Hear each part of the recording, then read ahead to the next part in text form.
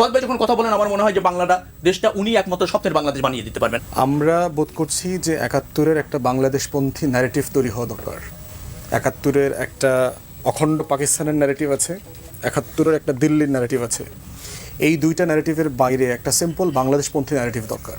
এবং ৭১ সম্পর্কে আমাদের যতগুলো ফ্যাক্টস আছে, ফিকশন আছে, মিথ আছে, লেজেন্ড আছে, এর সবগুলোকে অ্যাড্রেস করে একটা কনসেনসাসের জায়গায় আসা দরকার যে আসলে এটা কী ছিল, কিসের লড়াই ছিল। এবং ৭১-এর আগের পরের প্রত্যেকটা পরম্পরা যেন এখানে কানেক্টেড থাকে। একটা জাতি সাডেনলি ৯ মাসে জাতি হয়ে ওঠে না। এটা মিস্টার বিন না যে হুট করে আসমান থেকে পড়লো, একটা নো ম্যানস ল্যান্ডে গেল আর যত উদ্ভট কর্মকাণ্ড করলো। জাতি এভাবে আসমান থেকে পড়ে না। অতএব ৯ মাসে আমরা জাতি হই নাই। আমাদের জাতি হবার শত শত বছরের, হাজার বছরের লড়াই আছে, ইতিহাস আছে। তো সেই জায়গা থেকে আমার মনে হয় যে যারা ৭১ নিয়ে ভিন্ন মত পোষণ করেন তাদের ওই জায়গাটাতে আমি গুড ইন্টেনশন দেখি বেশি। কিন্তু সেগুলো সবসময় দিল্লির চোখ দিয়ে দেখা হয় বলে সেগুলোর ভিতরে মনে হয় যে আমরা মনে হয় একটু পাকিস্তানপন্থী হয়ে যাইতেছি, আমাদের মনে হয় পাকিস্তানের প্রতি একটু দরদ আছে। সমস্যা হচ্ছে পাকিস্তানের থেকেও পালায় না। যাদেরকে গত ৫৩ বছর ধরে পাকিস্তানপন্থী, মৌলবাদী, দালাল, রাজাকার, বিপক্ষের শক্তি এগুলো বলা হয়েছে, এরা কেউ কি পাকিস্তান থেকে পালাই গেছে? তারা বাংলাদেশে হাজারে হাজারে খুনের শিকার হয়েছে, তারা হাজারে হাজারে আয়না ঘরে গেছে। পালাইছে কারা বাংলাদেশ থেকে? বারবার পালায় কারা? পালায় হচ্ছে ওই দিল্লির ন্যারেটিভকে যারা ওন করে, প্রচার করে। এখন প্রশ্ন হচ্ছে যে দিল্লির ন্যারেটিভের বাইরে আমার যে কোনো জিনিসকে দেখবার, বিশ্লেষণ করবার, নতুন করে বিশ্লেষণ করবার, চ্যালেঞ্জ করবার অধিকার, বাস্তবতা থাকবে কিনা? থাকবে। যেভাবে ৩০ লাখের একটা গল্প আছে বাংলাদেশে, ৩০ লাখ লোক নাকি মারা গেছে, ৩০,০০০-এরও তালিকা নাই। মুক্তিযোদ্ধা মন্ত্রণালয় বলছে তাদের শহীদের সংখ্যা ৬,৭৫৭, তাদের তালিকাভুক্ত। এটা কত গুণ বাড়তে পারে? এটা ১০ গুণ বাড়লে হয়তো আপনার ৬০,০০০ হইতে পারে। এটা যদি আপনার ৬০০ গুণ বাড়ে, ৬,০০০ গুণ বাড়ে, তারপরেও তো আপনার ৩০ লাখ হইতে পারে না। তো এটা কত? এটা আমরা করছি না কেন? আমরা একটা কমিশন করে এটা সমাধান করছি না কেন? ২ লাখ মা বোন নাকি নির্যাতিত হয়েছে, তো ওইটা কোথায়? বিহারি গণহত্যার গল্প কোথায়? বাংলাদেশে যে হাজার হাজার বিহারিদেরকে খুন করা হয়েছে সেই সময়, তাদের বাড়ি ঘর নেতা, আওয়ামী লীগের নেতাকর্মীরা র্যান্ডম লুট করে দখল করে নিয়ে গেছে। গুলশানে, মিরপুরে, মোহাম্মদপুরে, ধানমন্ডিতে অধিকাংশ দখল করা বাড়ি। কারণ বাঙালির সেই পরিমাণ অর্থ সম্পদ ছিল না সেই সময়। এই যে ব্যবসা বাণিজ্য যেগুলো ছিল, পাকিস্তানি বেসড ব্যবসায়ীদের কোম্পানিগুলো যে আওয়ামী লীগ দখল করলো, সেগুলোর একটা আলাপ হইতে হবে না? ভারত যে বাংলাদেশ থেকে যাওয়ার সময় বিলিয়নস অফ ডলারের সম্পত্তি লুট করে নিয়ে গেছে, সেটা আলাপ চলতে হবে না? হিস্ট্রিতে যে বিখ্যাত ডিকনস্ট্রাকশন আছে, আমি একেবারেই একমত যে আমাদের একটা ডিকনস্ট্রাকশন অফ হিস্ট্রি লাগবে। আমাদের সামনে একটা হিস্ট্রি এনে হাজির করা হয়েছে, একটা আওয়ামী হিস্ট্রি। মানে এখন প্রবলেমটা একটা অন্য জায়গায়। মানে এখন কেউ কেউ আবার বলার চেষ্টা করছে মুক্তিযুদ্ধ কথাটা মুখে আনা যাবে না। মুক্তিযুদ্ধ আনা মানে আপনি আওয়ামী লীগ, আপনি ভারত। এখন আমরা আসলে এই কথাটা শেখ হাসিনার সময় বলেছি। ধরুন ডিজিটাল সিকিউরিটি অ্যাক্টের তার সময়কার যেটা ছিল, ধারা ২১-এ কতগুলো জিনিস রীতিমতো যে হলোকাস্ট ডিনায়াল ল এর মতো কতগুলো কথা, এই শহীদের সংখ্যা, মুক্তিযুদ্ধ, মুজিবদের নিয়ে কথা বলা যাবে না। আমরা তখনও কিন্তু এগুলো কন্টেস্ট করেছি, ফাইট করেছি। এখন অবজেক্টিভ হিস্ট্রি লেখার আলাপ করছি, অবজেক্টিভ হিস্ট্রি আসলে হয় না। কিন্তু আমরা অবজেক্টিভ হিস্ট্রি যত কাছাকাছি যাওয়া যায় সেই আলাপগুলো হতে হবে। আমি একটা উদাহরণ দিই। আওয়ামী লীগ তার বয়ানে কিভাবে আওয়ামী লীগের অন্য মানুষকে খেয়ে ফেলেছে তার উদাহরণ খেয়াল করবেন। প্রতি বছর বাংলাদেশে ১০ এপ্রিল জনাব সোহেল তাজ, এই দিনটা বাংলাদেশের গুরুত্বপূর্ণ একটা দিন, আমাদের একটা Republic day. In fact Tajuddin Ahmed, আমি সরিয়ে রাখি, তাজউদ্দিন, জিয়াউর রহমান এলো অন্য দল করেছে, আওয়ামী লীগের সাথে প্রতিদ্বন্দ্বিতা হচ্ছে। তাজউদ্দিন আহমেদ মৃত্যু পর্যন্ত আওয়ামী লীগ ছিলেন, আওয়ামী লীগ থাকার কারণে মারা গেছেন জেলে, তাই তো? এই যে তাজউদ্দিনের একটা রোল আছে, যে সময়টা যুদ্ধ চলছে বাংলাদেশে, সেই রোলেরও নানান রকম, আবার একটু বলি, সেটারও কিন্তু বিভিন্ন ভার্সনস আছে। এটাও মানতে হবে আমাদের। তাজউদ্দিনের পরিবার যে ভাষণ আমার সামনে আনে সেটাই নিতে হবে না। ওনার ভাষণ উনি দিক, অন্যরা অন্যের ভাষণ দিক, কিন্তু উনি তো একটা গুরুত্বপূর্ণ চরিত্র, ভূমিকা তো আছে অবশ্যই একটা গুরুত্বপূর্ণ চরিত্র। সেই চরিত্র দেখবেন আওয়ামী লীগে হাওয়া করে দিচ্ছে। সো আমরা আসলে এটা করতে হবে, কিন্তু ৭১ মুখে তোলা যাবে না। এটা আওয়ামী লীগ তুলেছিল বলে এই ন্যারেটিভটাকে কন্টেস্ট করতে হবে, এটা সবচেয়ে জরুরি ব্যাপার। কারো কারো তো ভীষণ অন্ধকার অতীত আছে ৭১-এ, সে চাইবে এটাকে ভুলিয়ে দিতে। ২৪-এ সব আছে, আমরা ২৪-কে ভিত্তি করে যাব। আর বাকি যে ৭১ যে একটা লেগেসি আছে, একটা কন্টিনিউশন অফ সেভারাল ফাইটস আছে, এগুলো আমি একমত। হ্যাঁ, মানে অফিশিয়ালি যেটা করা হয়েছে এবং আমাদের মাটিতে এসে করা হয়েছে, ওইটা হলো মানে ডিসিশন হয়েছে যেটা ঘোষণা করা হবে ১০ তারিখে। আমরা ১৭ তারিখটাকে অফিশিয়ালি বারবার বলেছি। ৭১-এর সবচেয়ে গুরুত্বপূর্ণ দিবস হচ্ছে ১৭ তারিখ, এপ্রিল মাসের। সার্টেনলি। তাহলে কেন ২৬শে মার্চ এবং ১৬ই ডিসেম্বর আলাদা আলাদা দিবস পালন করা হয়? এবং দেখেন এই দুইটা দিবসের মধ্যে কিন্তু বাংলাদেশের দুইটা বৃহৎ পলিটিক্যাল পার্টির আলাদা ফ্যাসিনেশন আছে। বিএনপির পার্টিকুলার ফোকাস থাকে দেখবেন ২৬শে মার্চকে তুলে ধরবার জন্য। কেন? কারণ হচ্ছে শহীদ প্রেসিডেন্ট জিয়াউর রহমান সেদিন স্বাধীনতা ঘোষণা করেছেন, অতএব তার এখানে স্টেক আছে। আবার দেখেন ১৬ই ডিসেম্বরে আওয়ামী লীগ মনে করে তার একটা স্টেক আছে, কারণ প্রবাসী সরকারের নেতৃত্বে দেশ স্বাধীন হয়েছে এবং যৌথ বাহিনীর কমান্ডের কাছে পাকিস্তানি বাহিনী ফোর্স সারেন্ডার করেছে। তাহলে গুরুত্বপূর্ণ প্রশ্ন হচ্ছে যে ইতিহাসকে রিভাইজ করবার জায়গাতে তাহলে আমাদের মধ্যে এই তর্কটা কি কখনো আসবে কিনা যে আসলে আমরা ৭১কে ঘিরে একটা জাতীয় দিবস পালন করব? কারণ দিন শেষে লড়াইটা কি? আমি 26 তারিখে যা চেয়েছি শহীদ প্রেসিডেন্ট যেটা অ্যানাউন্স করেছেন, 16 তারিখে যেটা হয়েছে, অথবা যারা ভিন্ন ভিন্ন দিবসে বিজয় দিবস মনে করেন, এই সবগুলোর কালেকটিভ অ্যাসপিরেশন, আকাঙ্ক্ষাটা কি? আমি একটা রাষ্ট্র চাই, আমি একটা প্রজাতন্ত্র চাই, একটা রিপাবলিক চাই, যেটা আমার স্বাধীনতার ঘোষণাপত্রের আকাঙ্ক্ষাতে বলা ছিল যে আমি একটা ডেমোক্রেটিক রিপাবলিক চাই, যেখানে সাম্য, মানবিক মর্যাদা, সামাজিক সুবিচারের ভিত্তিতে একটা গণতান্ত্রিক এথোসের ভিত্তিতে রাষ্ট্র চলবে, সমাজ চলবে। সেটা হচ্ছে আমার আকাঙ্ক্ষার জায়গা। তাহলে কোনটা বেশি গুরুত্বপূর্ণ? আমার আকাঙ্ক্ষাটা বেশি গুরুত্বপূর্ণ, না এই আকাঙ্ক্ষা বাস্তবায়নের যে অনেকগুলো স্টেশন আমি পার হয়ে এসেছি সেটা আমার গুরুত্বপূর্ণ?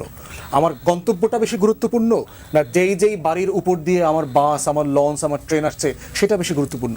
প্রত্যেকটা গুরুত্বপূর্ণ। তাহলে প্রশ্ন হচ্ছে যে আমি আসলে কোনটা পালন করব, কোন জায়গাটাকে আমি তুলে ধরবো? এই জন্য দেখবেন যে আমাদের এই মুক্তিযুদ্ধের দলীয় খণ্ডিত ইতিহাসের মাঝখানে যেটা হারিয়ে গেছে সেটা হচ্ছে রিপাবলিক হবার লড়াইটা। এই জন্য প্রত্যেকবার যে আমার আজাদির লড়াইতে ফিরে আসতে হয়, আমার 90-এর ফর্মে ফিরে আসতে হয়, 111-এর ফর্মে ফিরে আসতে হয়, 24-এর ফর্মে ফিরে আসতে হয়, কারণটা কি? কারণ 71-এর মূল লড়াইটা যেখানে ছিল, এই লড়াইটা আমার 47-এর লড়াইয়ের কন্টিনিউশন। আমি সেদিনও লাহোর প্রস্তাবের ভিত্তিতে একটা রিপাবলিক চেয়েছিলাম। পাকিস্তান রাষ্ট্রটা আসলে কে বানিয়েছে? বানিয়েছে তো পূর্ব বাংলার, পূর্ব পাকিস্তান, আজকের বাংলাদেশের মুসলমানরা এবং নিম্নবর্ণের হিন্দুরা মিলে, বাঙালি মুসলমান এবং বাঙালি নিম্নবর্ণের হিন্দুরা মিলে। আজকের পাকিস্তানিরা কিন্তু পাকিস্তান বানায় নাই। তাহলে আমার তৈরি করা রাষ্ট্র 47-এ, সেটা কেন আমি 71-এ ছুঁড়ে ফেলে দিলাম? আমার 71-এর আকাঙ্ক্ষাটা বারবার কেন আমাকে নতুন করে রিভিউ করতে হয়, রিনিউ করতে হয়? এবং 24-এর গণ অভ্যুত্থানের প্রত্যেকটা স্টেশনকে যদি আপনি দেখেন, এটা 71-এর সাথে জড়িত, এটা 47-এর সাথে জড়িত, এটা আমার প্রত্যেকটা আজাদির লড়াইয়ের সাথে জড়িত। 1757 বলেন, 93 বলেন, প্রত্যেকটা জায়গায় ছিল। অতএব সেই জায়গায় এই খণ্ডিত ইতিহাসের জায়গা থেকে একটা হোলসেল ইতিহাসে জাতিকে যেতে হবে। এবং এই কম্প্রিহেন্সিভ জায়গায় না যাওয়া পর্যন্ত আপনি যে ঐক্য অনৈক্যের আলাপ তুলছেন সেটার মীমাংসা করা যাবে না। ফরাদ ভাই যেভাবে বলছেন, বাংলাদেশের সৃষ্টির সময় দুটি জিনিস মানে দিবস আছে। একটা হচ্ছে গৌরবময় শুরু 26শে মার্চ, আরেকটা হচ্ছে সাফল্যময় শেষ 16ই ডিসেম্বর। একটা নতুন দেশ তৈরি হয়েছে, স্বাধীনতা শুরু হয়েছে, স্বাধীনতা শেষ হয়েছে, দুটি দিবস আছে, দুটি দিবসে গুরুত্ব বহন করে। সেই দিবস দুটি থাকলে আর সেই দিবস দুটি পালন হলে দেশের কোন মহাভারত অশুদ্ধ হয়ে যায় আমি বুঝি না। আর 17ই এপ্রিল প্রজাতন্ত্র দিবস পালন করলে বাংলাদেশ ধন্য হয়ে যায় কিনা, পৃথিবীতে সবচেয়ে সমৃদ্ধ হয়ে যায় কিনা, সব সমস্যার সমাধান হয়ে যায় কিনা, আমার বোধোদয় নয়।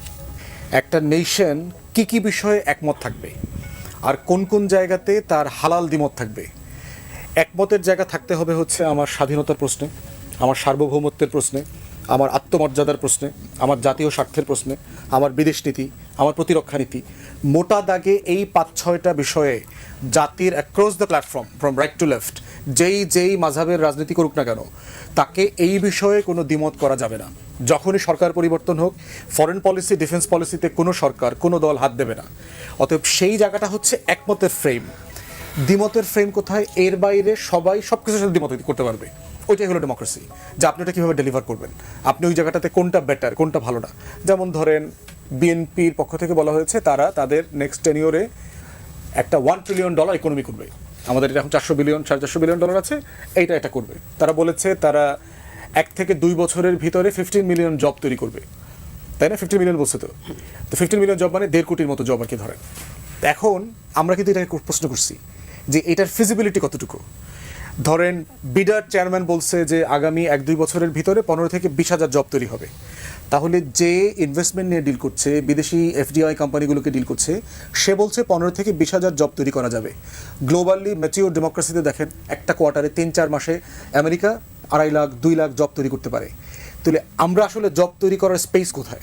তাহলে গণতন্ত্রের জায়গা থেকে কী করতে হবে? আমাকে বিএনপির এই পজিশনটাকে চ্যালেঞ্জ করতে হবে যে কীভাবে করা সম্ভব, এটা একটা রোডম্যাপ দেন যে আপনি কোন কোন সেক্টরে কীভাবে, কোন প্রসেসে, কোন লেভেলের জব তৈরি করে এই 15 মিলিয়ন জব তৈরি করবেন।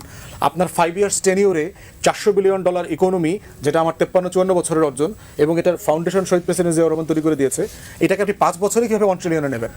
এই প্রশ্নটা আমার করতে পারতে হবে। এবং রবিউল ভাইটা এটাকে ওয়েলকাম করতে পারতে হবে যে হ্যাঁ, আমি তো এতটুকু বলেছি, এতটুকু আমাকে বলতে হবে। তাহলে আমি যখন নির্বাচনের আগে যাব জনগণের কাছে, আমাকে এই বাকি ব্যাখ্যা বিশ্লেষণ নিয়ে যেতে হবে যে এই সেক্টরে, এই জায়গাতে, এই প্রসেসে কোন কোন লেভেলের জব আমি তৈরি করব, দক্ষ, আধা দক্ষ, অদক্ষ, শ্রমিক, হাইলি স্কিল, কোন মানের কত টাকার জবের স্যালারি আমি তৈরি করব, এবং এটা করতে আমার কি চ্যালেঞ্জ আছে, সেগুলোকে কীভাবে অ্যাড্রেস করব। এই বিতর্কটাকে আমার গণতন্ত্রের কেন্দ্রে আনতে হবে, এবং এটাই হচ্ছে হালাল বিতর্ক। এবং এই প্রসেসের মধ্যে মধ্য দিয়ে একটা দল আর একটা দলকে better argument, better reason, better logic, better data and statistics এইটা দিয়ে তাকে পরাজিত করতে হবে। এবং রাজনীতিটা যখন এই প্রতিযোগিতাতে আসবে তখনই একটা দেশ কন্টিনিউয়াসলি ডেভেলপ করবে, কারণ তখন মেধা দিয়ে খেলতে হবে, লাঠি দিয়ে খেলার দিন শেষ। আপনি সিম্পলি কাউকে পিটাবেন, মারবেন, কেন্দ্র দখল করবেন, এই সোশ্যাল মিডিয়ার জমানায় মানে এইটা জাস্ট আধা ঘন্টা 1 ঘন্টার ব্যাপার, সারা দুনিয়া জানবে যে আপনি কি করতেছেন না করতেছেন। আমরা জানতেছি না সবাই, এনসিপি সরকারে আছে, সরকারে নাই, উপদেষ্টারা কি করতেছে, দিন রাত বিএনপি বলতেছে না, অ্যাডভাইজারদের দোষ ত্রুটি নিয়ে কথা হচ্ছে, কে কবে রিজাইন করবে, কে কবে কি দুর্নীতি করছে, এগুলো নিয়ে কথা বলছে না। তারপরে ক্ষমতা থেকে চলে গেলে আরও অনেক ইনফরমেশন বের হবে না, বের হবে। সকল উপদেষ্টার আমলনামা, সেফ এক্সিট চাইছে কিনা এগুলো বের হবে। আবার এই সেফ এক্সিটের আলোচনাটা কেন রাজনৈতিক দল তুলছে, কে কোথায় ঠিকাদারি পায় নাই, এই আলোচনাও তো আসবে। একটা সিটি কর্পোরেশন থেকে একটা দলের নেতা 16 কোটি টাকার ঠিকাদারি পায় নাই, তো এখন প্রশাসককে সরাই ফেলো, এই মেয়র ভালো না, এই মেয়র হিজবুত তাহরির করে। আরে ভাই, মেয়র হিজবুত তাহরির করে একদিন মনে ছিল না তোমার? তুমি কন্ট্রাক্টারই পাও নাই, ঠিকাদারি পাও নাই বলে এখন হঠাৎ করে মনে হলো যে এই মেয়র হিজবুত তাহরির করে। তাহলে এই যে প্রত্যেকটা জিনিসের একটা স্বচ্ছ রাজনীতির জায়গায় যদি না আসি, তর্ক বিতর্কের মধ্য দিয়ে যদি রিজলভ না করতে পারি, তাহলে দেশও এগোবে না, দলও এগোবে না। পুরাতন রাজনীতি আগামী দিনে চলবে না। নতুন জায়গায় মনস্তত্ত্বে বদলে গেছে মানুষ। অতএব আমরা সবাই পলিটিক্যাল পার্টি, আমাদের সবার যার যার জায়গা থেকে এই মেরিট বেস, মেরিটোক্রেসির পলিটিক্সটাকে অবশ্যই এমব্রেস করতে হবে। এটা চ্যালেঞ্জিং, এটা মেধার সমস্যা আছে।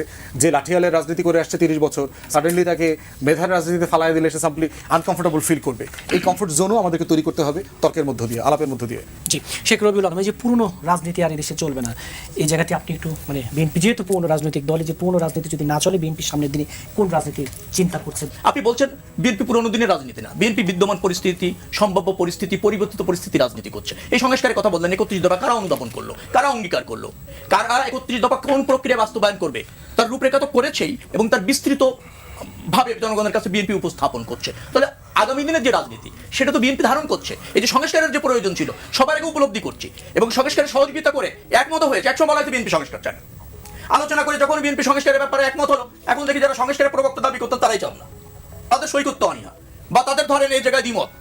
আবার অনেকে ওখানে একমত হয়ে বাইরে এসে বলছেন না, সব জায়গায় পিয়ার চাই নতুন করে, আমার সিগনেচার উইথড্র করব। আমরা যখন রাজি হলাম তখন সবাই গোত্র দাও, আর আমরা যখন সঠিক পথ দেখালাম তখন বললাম আমাদের চায় না। এখন এটা আমরা মানি, কারণ আমরা বড় দল, সম্ভাব্যভাবে ধরেন জনগণ যদি রায় দিতে পারে আমরা মনে করি যে আমাদের ক্ষমতায় যাওয়ার সম্ভাবনা অনেকের চেয়ে বেশি, এটা মনে করি আমরা। কারণ আমরা জনআকাঙ্ক্ষা ধারণ করছি, জনগণের পাশে আছি, জনগণের উপর আস্থা রাখছি, সব পরিস্থিতিতে জনগণের সাথে ছিলাম, অতীতে আছি, থাকবো, এটা জনগণ মনে করে। যার ফলে সব রাজনৈতিক দলই চাইবে বিএনপিকে বিট করতে। আপনি 100 মিটার দৌড়ে আমি যদি 1 স্টেপ এগিয়ে যাই, পিছনে সবাই কিন্তু চাইবে ওই 1 স্টেপ অতিক্রম করার জন্য। আমরা এটাকে ইতিবাচক ভাবে দেখি। ফয়াদ ভাই যখন কথা বলেন, আমার মনে হয় যে বাংলাটা দেশটা উনি একমাত্র স্বপ্নের বাংলাদেশ বানিয়ে দিতে পারবেন। আমার ওনার ওই কথা বলার জায়গা আমার সমর্থন রয়েছে, কিন্তু সেটা যদি ফয়াদ সাহেবরা করতে চান, কি করতে হবে? জনগণের ম্যান্ডেট তো নিয়ে আসতে হবে।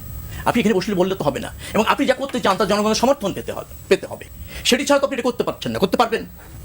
ওই মিয়াদ আপনার দিবস নিয়ে বলছিলাম, আমরা কিন্তু একটা গণ অভ্যুত্থান করলাম, ফ্যাসিবাদের পতন ঘটালাম, সেটাতেও 3টা দিবস পালন করতে গিয়েছিলাম, প্রতিষ্ঠিত করতে গিয়ে। 16 জুলাই একটা হবে, আরেকটা হবে 5ই আগস্ট, আরেকটা আবার নতুন সরকার হয়েছে 8ই আগস্ট। মানে একটা গণ অভ্যুত্থান কেন্দ্র করে 3টি দিবস কিন্তু রাষ্ট্রীয়ভাবে ঘোষণা করতে গিয়েছিলাম কয়েকদিন আগে। সেখানে একটা দেশ পেয়েছি, সেখানে 2টি দিবসকে নেগেটিভ ভাবে দেখার কোনো সুযোগ নেই।